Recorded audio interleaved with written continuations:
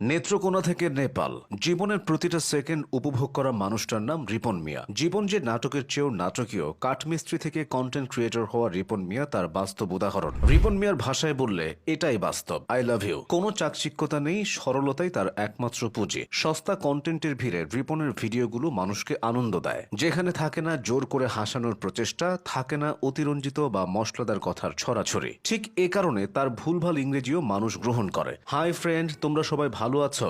I am Ripon video. এভাবেই Facebook live অথবা video নিয়ে হাজির হন রিপন মিয়া। কখনো গোসল করতে গিয়ে ভিডিও করছেন, কখনো বা খেতে বসেই ভিডিও বানাচ্ছেন। মানুষকে হাসানোর সকল উপায় রিপন মিয়ার জানা আছে। ফানি কন্টেন্ট বাড়িয়ে তিনি যে পরিচিতি আর জনপ্রিয়তা পেয়েছেন, মূলধারার অনেক কন্টেন্ট ক্রিয়েটররাও সেটা অর্জন করতে পারেননি। রিপনের ফেসবুক পেজ রিপন মিয়ার ফলোয়ার সংখ্যা প্রায় 14 লাখ। আপলোড করার পরপরই তার ভিডিওগুলোতে লাইক, কমেন্টস আর শেয়ারের বন্যা বয়ে যায়। জনপ্রিয়তা পাওয়ার পর অনেকেই রিপন মিয়ার সাক্ষাৎকার নিয়েছেন, সশরীরে তার সাথে দেখা করেছেন। সম্প্রতি তিনি নেপাল গেছেন। তবে এত কিছুর পরও বেশিরভাগ মানুষ এই রিপন মিয়ার পরিচয়টা জানেন না। রিপনের বাড়ি নেত্রকোনা জেলায়। নেত্রকোনা সদরের দক্ষিণ বিশরায় তার বসবাস। পেশায় তিনি কাঠমিস্ত্রি, পড়াশোনা করেছেন 3য় শ্রেণী পর্যন্ত।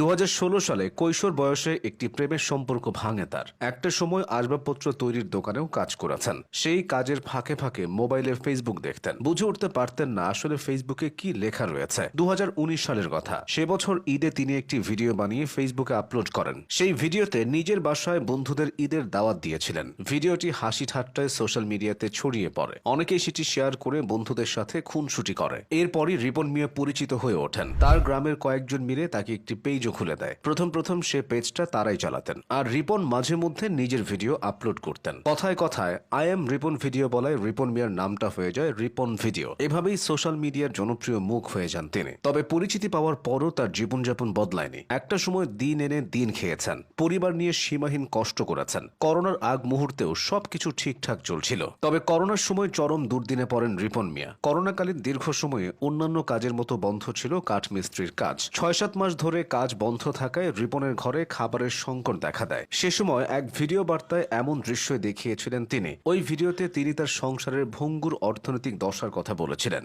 ভিডিও করার সময় তিনি ক্যামেরা নিয়ে রান্নাঘরে হাজির হন। সেখানে ভাতের হাঁড়িতে কিছু চাল দেখিয়ে বলেন, দেখেন বন্ধুরা, কয়েকটা চাল আছে, এটাও একজনের কাছ থেকে ধার করে আনা, খুব কষ্টে আছি বন্ধুরা। অবস্থা এমন হয়েছিল যে ওই সময় একটা পিয়নের চাকরি হলেও তিনি সেটা স্বাচ্ছন্দ্যে গ্রহণ করতেন। তবে এখন দিন বদলে গেছে। বর্তমানে রিপন নিজেই নিজের সোশ্যাল মিডিয়া দেখভাল করতে পারেন। ভিডিও থেকে তার আয়ও হয়। তিনি বিভিন্ন জায়গায় ঘুরে বেড়াচ্ছেন, নানান মানুষের সাথে পরিচয় হচ্ছে, কিন্তু নিজের বলা ছন্দ ও মানুষকে হাসানো ছেড়ে দেননি। সম্প্রতি তিনি ইউটিউবেও সক্রিয় হয়েছেন। 8-10 জন কন্টেন্ট ক্রিয়েটর থেকে রিপন মিয়া একে